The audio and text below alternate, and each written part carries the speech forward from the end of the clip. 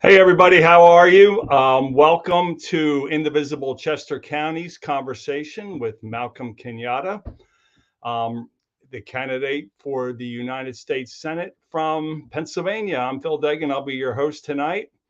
I just wanted to start off by saying that this we had hoped to have a candidate forum as we have done successfully in the past, but the other two candidates have declined to join us tonight.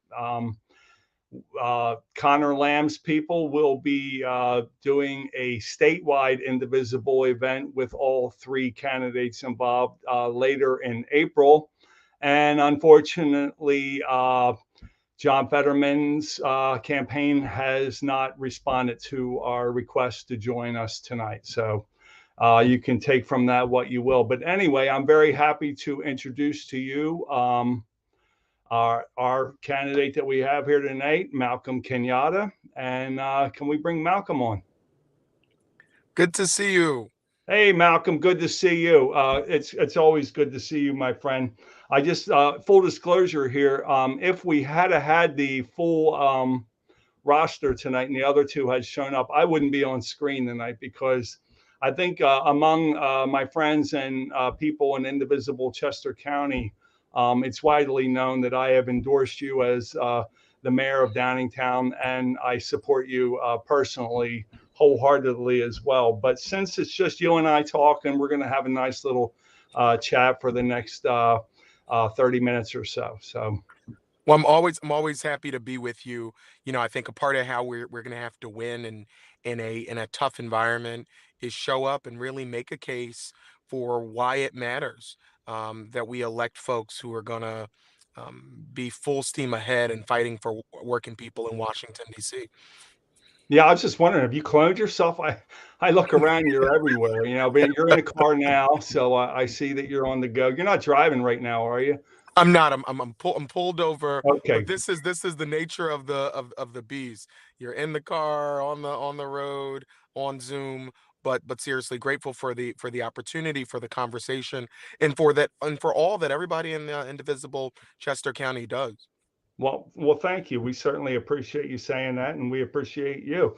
I first became aware of you about 3 years ago when you became the state rep representing the 181st out of Philadelphia, and then I saw you as a frequent guest on some of the TV programs that I watch on MSNBC and all.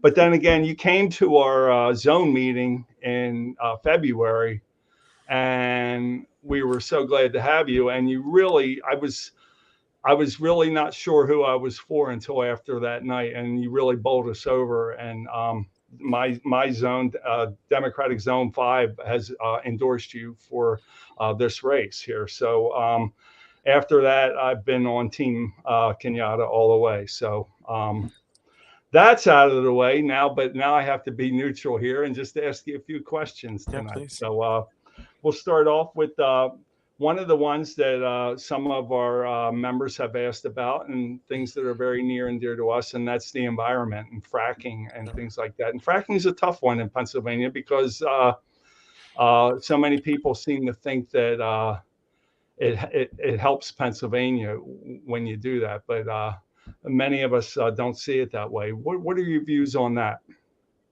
I'm the only person in this race, and proudly so, who has really stood up for our environment, for our futures, for the safety of our communities. Here's the reality. We're in a moment where we need to make clear we are going to double down, triple down, make Pennsylvania an energy leader in the types of clean, green technology that can bring good green union jobs, but that also puts us in a position to treat this climate emergency like the emergency that it is.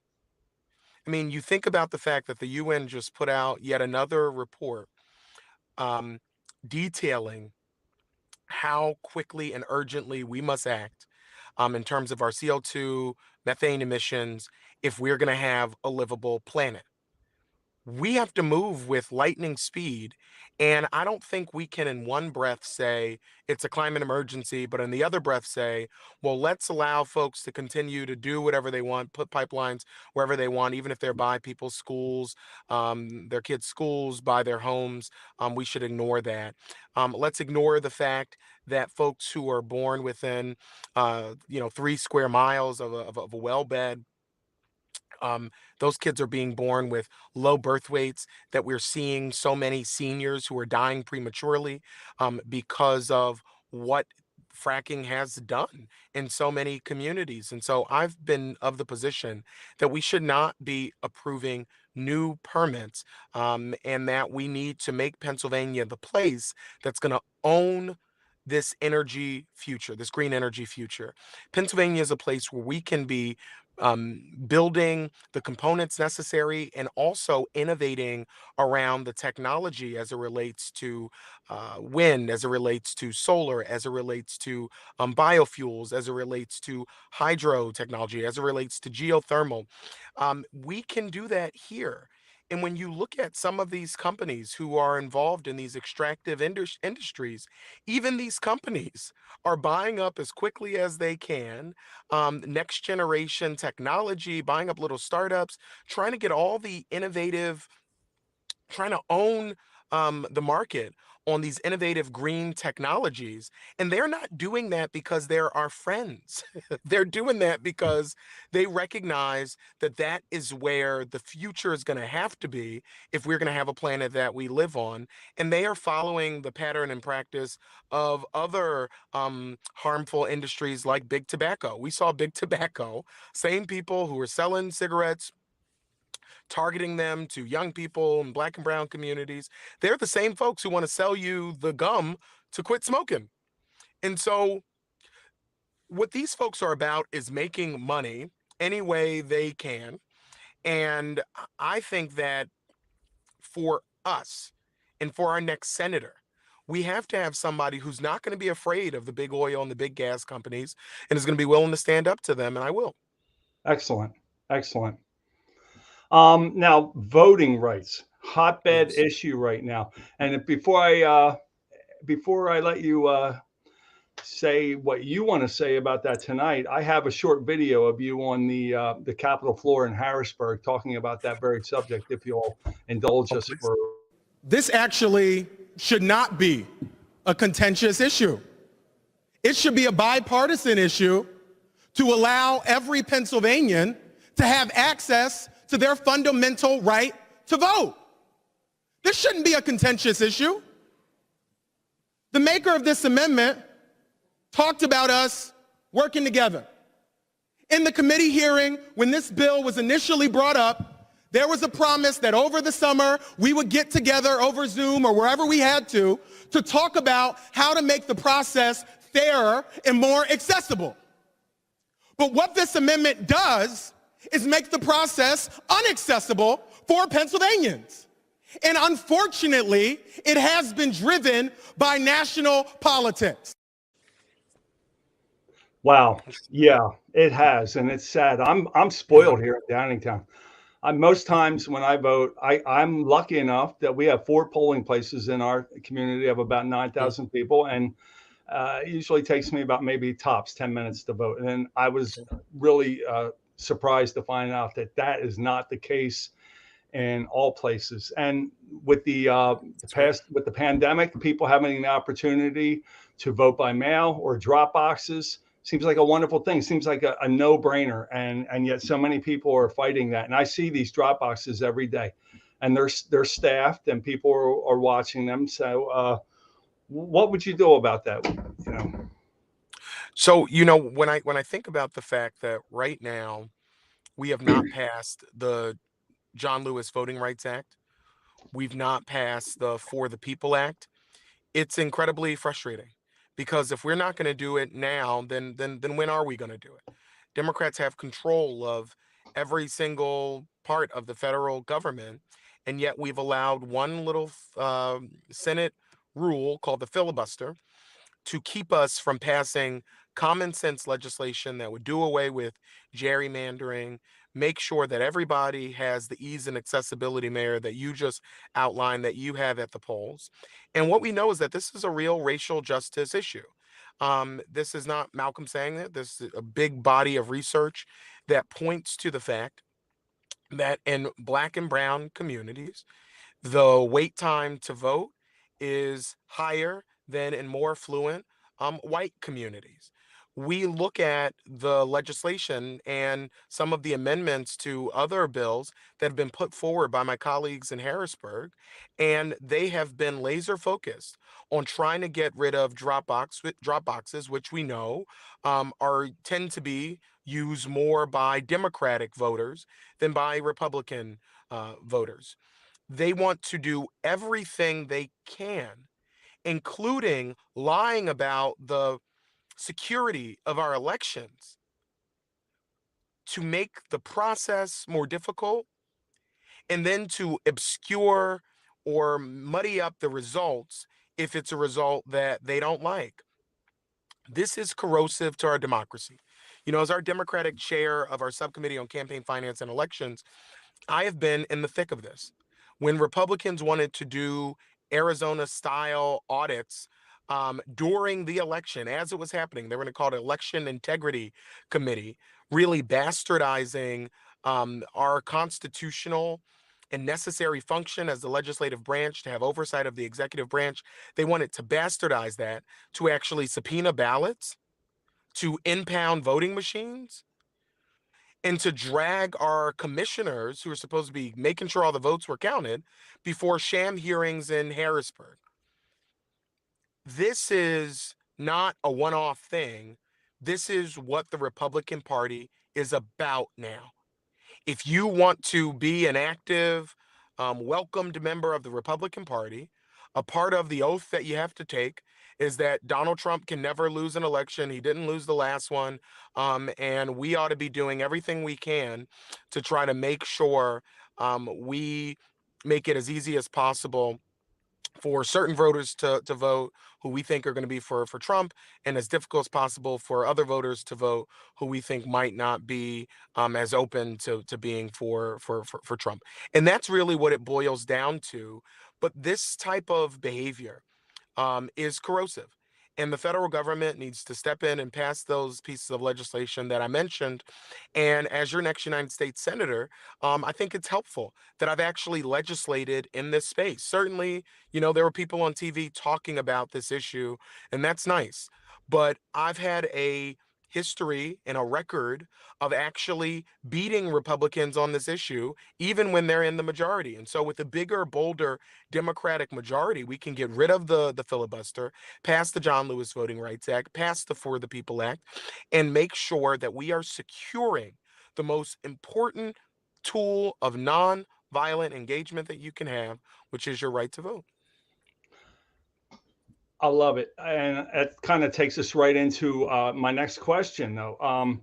You know, if somebody has to go stand in the polls for 45 minutes or an hour just to vote, and they got 2 jobs or 3 jobs, because that's what it takes for them to pay their rent or to put food on their table or health care, you know, then how do you do it? I mean, you know, so let's talk about a living wage right now. I mean, we look Yes. back on the past 30 years and the dismal increases in the minimum wage have not kept up with inflation and the cost of living.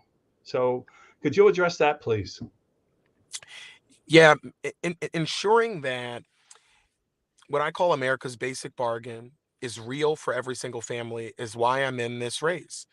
And at the core of that is about shoring up the economic prospects of working families who have been hit over the head with inflation, hit over the head with stagnating wages, hit over the head with increasing costs from everything from housing to childcare to prescription drugs. And I've laid out a full agenda of what I think we need to do to deal with those issues.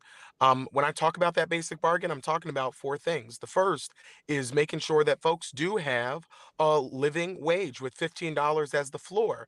But we also need to make sure that people can unionize because we know that when folks are able to collectively bargain that there's better pay, better benefits, better dignity on the job. But we also need to make sure that if somebody has a great idea and they want to start a small business in their community, that there's an environment for us to do that. It's why I've talked so much about making permanent MBDA, Minority Business Development Agency, which was actually started with an executive order by Richard Nixon, but which the former president tried to zero out of the budget, three of the four budgets that he put forward. But we need to expand the bailiwick of that organization because we know that women, people of color, LGBTQ folks, even our veterans who want to start a small business, they're really put at a disadvantage. But we also need to make sure, and this is the second part of the basic bargain, that our kids have a quality education that puts them in a position to pursue whatever their God given dreams are and to have a brighter economic future. We need to fully fund our schools. Pennsylvania does not do that right now. We need to, across the country, invest in particularly our poorest schools, our schools where we know our kids already have um, learning loss from this pandemic, and the areas where folks didn't have access to broadband, or in lower income communities where maybe they didn't have a laptop in the house, or parents who couldn't stay at home with them and help them with the schoolwork throughout the day because they were a frontline worker who had to show up in person to keep us all safe. Those kids deserve us to be making the investments that are going to make their futures brighter. It's why I've called for quadrupling the funding that we send to our Title I schools and making sure that we fund mental health care and embed it into every single school building. We need to also deal with the cost of prescription drugs. That's why the third part of that basic bargain is about making sure people can go to the darn doctor if they're sick and fill the prescription when they leave the appointment. Americans right now who need insulin are paying on average $2,000. That is despicable. And this is not something I learned about from a statistic. I watched my mom, who was a home health aide, work 12, 16 hours a day. And then she would come home and have to ration her insulin. I buried both of my parents by the time I was 27, just because they didn't have the type of health care that every family deserves. It's wrong, and we can fix it by allowing Medicare to negotiate drug prices, by capping across the board some of the cost of some of these drugs, and making sure consumers who need these life saving treatments can actually get them. And then finally, we have to make sure that people can retire with a level of dignity in a house they were able to afford in the first place, in a community that is safe and clean. We have seen the housing market become a real tough market for people who are trying to buy that first home or trying to, relocate for whatever reason. And Build Back Better had a litany of things included in it that would have helped. But what we have right now is a Senate that is not, as much as it should be, um, lifting up working people. And this is why we need a bigger, bolder majority that's going to finish the job, pardon me, pass the Build Back Better Act and actually get to work delivering for working families and delivering on that basic bargain for every single Pennsylvanian. Well, I love it that you answered about three of my questions there in one, but that just illustrates perfectly how these things are all interconnected, and That's it's that's all. right. That's right, Mayor. So I'm going to switch gears here a little bit and talk about international issues, Yeah. namely the big one right now, Ukraine. Many of us, would love to be able to help Ukraine more right now, but then we're held back by the fear of escalating the situation. The United States Senate, has a say in that. If you were a senator, what would you do? This is an area where I think we're lucky that Joe Biden is our president. And I think he's led on this in an impeccable way, and we should all be proud of his leadership in this regard, because he has been able to pull the NATO alliance together to put tough sanctions, including just some new sanctions on Vladimir Putin's family, just this past week. And it has put Russia's economy really in a tailspin. They are isolated from the entire international community, as they should, because Vladimir Putin is responsible for numerous war crimes, and we need to make sure that he's ultimately held accountable. But what we can do in the meantime is continue to do what we have done, put that pressure on him from a sanctions perspective, but also ensure that the Ukrainian military, which has done incredible work under the pressure of one of the world's most premier military forces, has pushed back the Russian offensive in so many parts of the country, though we still see incredible fighting in the eastern part of Ukraine, and we see Russia recalibrating and repositioning their forces to try to take a territory like Mariupol and Bucha and other places where they're putting incredible pressure on not just the military, but slaughtering just civilians in a gruesome way. But we have to make sure that Vladimir Putin, that this offensive stops here. And that is why the international community making sure Ukraine has, whether it's surface to air missiles to deal with the many, whether it's helicopters or whether it's a bombing that has been coming from the Russian forces, and also making sure that we are helping with the refugee crisis. Pennsylvania is has the second largest population of American Ukrainians, and we are a place that needs to welcome them. When they're here, and make sure, as much as we possibly can, that we're making it so that this conflict can come to an end as quickly as possible. I have a big Ukrainian faith community in my district. The Ukrainian Catholic Archdiocese is right in my district, and I've been in communication repeatedly with church officials, talking about how we can help folks who are here. But the best thing that we can do for Ukraine and for the safety and security of the world is to get to a ceasefire and ultimately get to the end of this conflict, and make sure that Vladimir Putin is held accountable at The Hague for the countless war crimes that we've all witnessed. It's heartbreaking. It certainly is. It certainly is. Thank you. Getting down to the time's going by quickly here, so we're down to our last couple of questions. But the primary May 17th is only 37 days away. That's right. Tell people in Chester County and indivisible Chester County why Malcolm Kenyatta. Listen, let me start here, because I think that this is the elephant in the room. There are so many pundits and political prognosticators who say that, folks all across Pennsylvania just aren't ready to vote for somebody like me, because I'm black, because I'm gay, because I'm from a working class family in North Philly. But what those folks always get wrong is they count out you.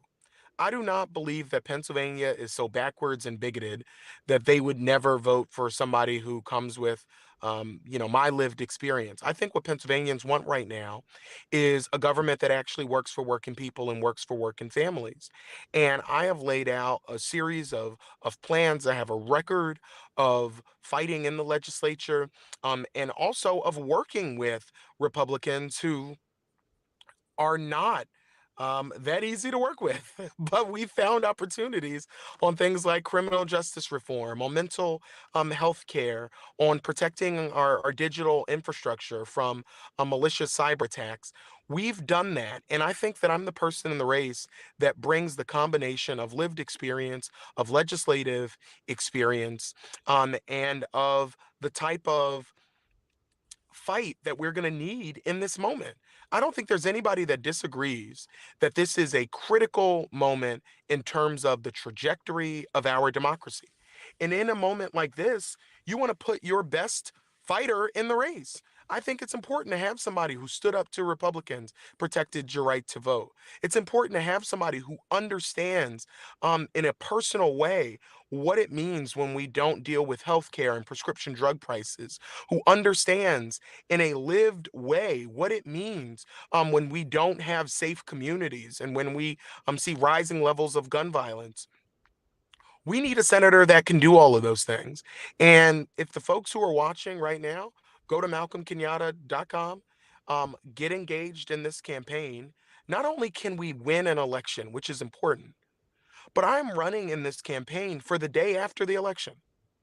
When it's all over, when all the signs are done, when the voting is done, when the votes are counted, and you want to be able to go to bed at night and know that there's somebody in Washington who's fighting for a clean environment and standing up to the pipeline companies and the big oil and gas companies, to have somebody who's standing up to protect your right to vote, who's standing up for your kids and their future. We are the candidate that in the campaign that can do that. We are the campaign that can drive the type of energy and enthusiasm that we need in southeastern Pennsylvania, and have a message that resonates with folks, whether they're in urban areas, rural areas, suburban areas. And it's why so many folks like SEIU, um, multiple AFSCME locals, multiple Teamsters locals, so many elected officials have supported this campaign. We need a Senate that delivers for working people. We need that. And if we're going to have a Senate that works, we have to change the senators. And I think that my candidacy represents certainly a big change, and one that I think is going to make a difference for working families in every single part of the Commonwealth. I couldn't agree more. Well, we got time, I think, for one more question, and Okay. I'm going to make it a joyous question. Last week, we made history in this country, and you were down there in Washington, D.C. to be part of it. So, you know what I'm talking about. Can you give us your perspective of what the atmosphere was like and what was going on down there in Washington? Yeah, the atmosphere as we watched Justice designate Ketanji Brown Jackson on the South Lawn of the White House. I was so incredibly grateful to have the president invite me to be a part of that celebration. He said something that I repeated yesterday when I was in Center County, and it's been sitting with me. He recounted a story of him in China with Xi Jinping, and after a long day of walking and talking, it was just the two of them, and they were sitting with their translators. And Xi Jinping asked him, "Can you describe America? What is America at its core?" And the president said, "I can describe America in one word: possibility. Possibility." What we saw with the historic bipartisan vote for her nomination, and with the incredible outpouring of support that was on the South Lawn and all across the country for her appointment, represents the possibility of this country. You know, over 200 years, 115 justices, and we finally have the first African American woman ever to serve on our U.S. Supreme Court. And in 37 days, we have an opportunity to make history again. I'm not running for these reasons, but when I am elected, I'll be the first African American to ever be nominated for the U.S. Senate from Pennsylvania. I'm going to be the first openly gay man to ever be on a ballot for the U.S. Senate, and would be the first openly gay man ever to serve in the body. Pennsylvania is so much more ready for a new day, for the type of transformational leadership that changes outcomes for you and for your families and for the people that you love. We're more ready for that than the cynics would have you believe. And this is our opportunity to continue to move the needle, to continue to make our nation more perfect, and to do it together, so that every kid can look up and know that the sky is the limit for them, and that they're not going to be limited by where they grew up or the color of their skin or who they love or how they worship or how much money they have, that their talent and their God-given potential can take them as far as they're willing to work, and as much as they're willing to build a team to help them get it done. And we're going to build a team as we have continued over the next 36 days here, to help get it done. And I'm so grateful for every single person who is watching and involved, because you all are standing on the front lines of preserving and expanding our democracy and making sure America's promise and its basic bargain is real for every single family. I appreciate that. I can't tell you how much. And I want to thank you. I appreciate you coming and taking time out of your busy Anytime. schedule. And that half hour went real quick, buddy. So I will be seeing you soon. And I want to, on behalf of Indivisible Chester County, I want to thank you for coming and talking to us tonight. Anytime. Thank you so much, Mayor. And I'll talk to you all soon. Take care, Malcolm.